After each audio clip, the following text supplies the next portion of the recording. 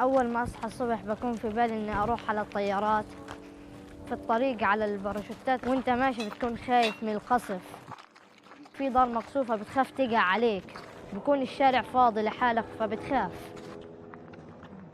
بكون في بالي إنه أجيب الأكل في الباراشوتات. أنا بفكر إشي سهل بس هو صعب.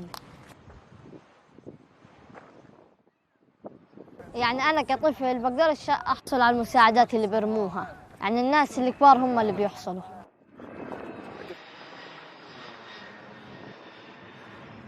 عن نفسي يكون في الطيارات اللي بترمي لنا أواعي وألعاب وحاجات إشي زي هيك، وتخلص الحرب ويرجعوا أهل الجنوب هنا، ويصير مدارس تعليم، ترجع الحياة زي ما هي.